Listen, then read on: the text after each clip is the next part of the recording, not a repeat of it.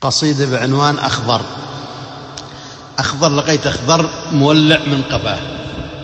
أخضر لقيت أخضر مولع من قفاه، جاوع وضايع في دروبه سلحته، يركع لمن قد جوعه يرجو رضاه، ولا يهمه من زعل من أخوته، البيض للحاكم وله ظلم الطغاة، يشرب مرار الظلم ويسقي أسرته.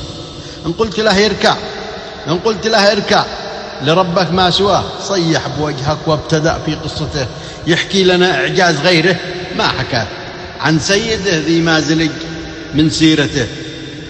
ألف كتاب ما يعرفه حتى الرواه، عن سيده اللي معاه في شقته يقول له قنديل من نسل الأباه، وهو أخو إبليس. واسأل جدته، أحلف لكم لو حصله واحد رماه، صورة قبيحة مثل قاعة جزمته. أحلف لكم لو حصله واحد رماه، صورة قبيحة مثل قاعة جزمته. ما اعترض عن خلقته الله معاه، لكن يغور يرجع سريع لا بلدته، ليت سأل عن راتبه ذي قد نساه، ولا عن الجوع ذي لجسمه فرتته، ولا عن الأطفال ذي تمشي حفاه. ما أكثرهم يا صاحبي في حارته، يا ليت بالأخضر ستر كل العراه، واسكن أسر عن بعضها متشتته.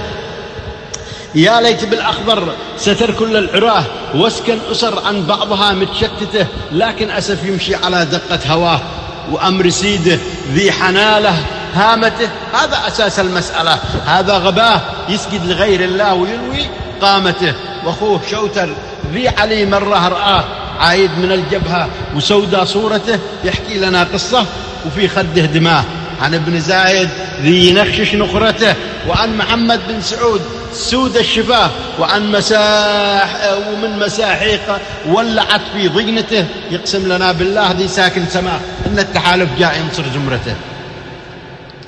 أي تحالف يا خبيري العن أباه، أي تحالف يا خبيري العن أباه، ضيع بلادي واصبحت في جعبته. واحد معه شبوة وآخر قد دعاه، واحد معه شبوة وآخر قد دعاه، يسرق عدن وآخر سقط له حصته.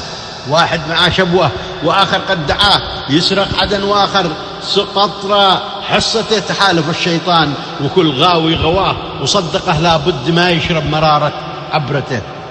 من ينتظر من اللص يحمي ما حماه، من ينتظر من اللص يحمي ما حماه.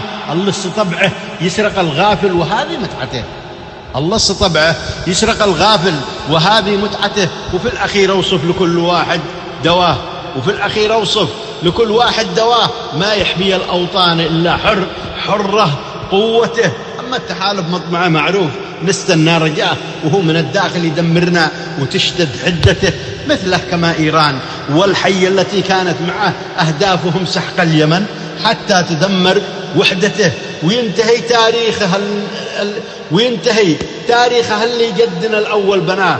أهدافهم سحق اليمن حتى تدمر وحدته، وينتهي تاريخها اللي جدنا الأول بناه، وتنمحي ذكراه وتنسى في ثواني سيرته.